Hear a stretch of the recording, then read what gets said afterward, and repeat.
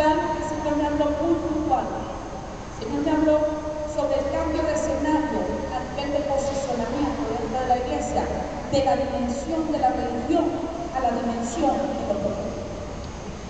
El Señor me estuvo hablando del profeta Ezequiel, lo mencioné también temprano.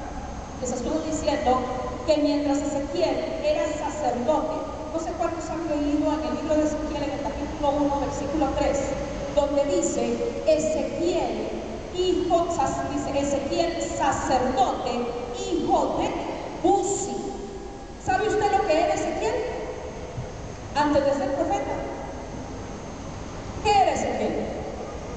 Era un sacerdote. Ahora la pregunta es, como sacerdote, ¿cuántos libros o versículos de la Biblia escribió Ezequiel? ¿Saben cuántos? Un día, la gloria de Dios vino sobre él junto al río Quebar, que es el río Éufrates, y lo visitó la gloria de Dios, y desde ese día Ezequiel deja ya de ser solamente sacerdote para convertirse en profeta de Dios. Amén. Les explicaba a los hermanos temprano la siguiente situación. Si usted ha leído el libro de Levítico, si ha leído la ley, sabrá que para un sacerdote estaba prohibido acercarse a los muertos. ¿Lo recuerdan? ¿Ha leído Levítico? Donde estaban las prohibiciones a los sacerdotes. ¿Lo recuerdan? Sí. Ni siquiera por pariente se podía contaminar un sacerdote. No se podían acercar a los muertos. Ahora, ¿cómo me explica entonces que el Dios que da la ley y que dice mis sacerdotes no se acercan a los muertos, ese mismo Dios ahora toma a este hombre y lo mete en el valle de huesos secos, que era un cementerio? ¿Cierto que eso no tiene sentido? ¿Cierto que eso nos vuela la cabeza? Dios está viniendo a la iglesia en este tiempo a volarle la cabeza, ¿sabía usted eso? Hubo cosas que en una época Dios decía no y de repente Dios dijo sí. Esto era una locura total, meter a un sacerdote dentro de un valle de huesos secos, todos los huesos de muerto.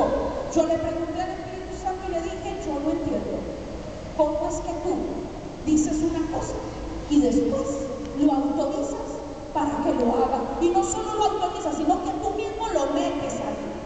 Y el Señor me dijo algo tremendo.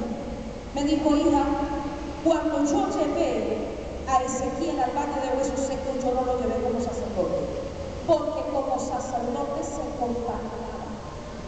Y me dijo, la iglesia ha caminado años en la dimensión sacerdotal, por todo se contamina. Usted le dice a una persona, hay que entrar a orar a tal lugar, no, porque nos contaminamos. Hay que hacer tal cosa, no, porque nos contaminamos. ¿Y qué decir de que si a Dios se le antoja levantar una banda de rock cristiano para ministrar en lugares donde no ministran los cristianos?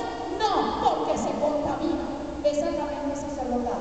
Pero ¿sabe usted lo que es la mente profética?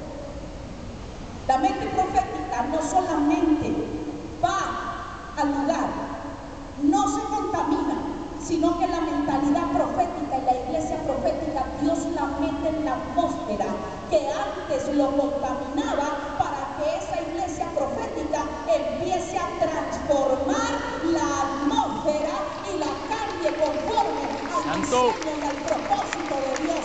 Lo que antes tú creías que te contaminaba, Dios te va a meter ahí para que ahora tú lo transformes por el poder de la palabra, del nombre de Jesús y del reino de los cielos.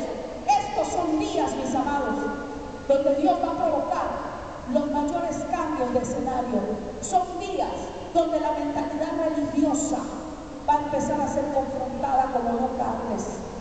Le decía temprano también a los hermanos, cuando Jesús predicaba, no le predicaba tanto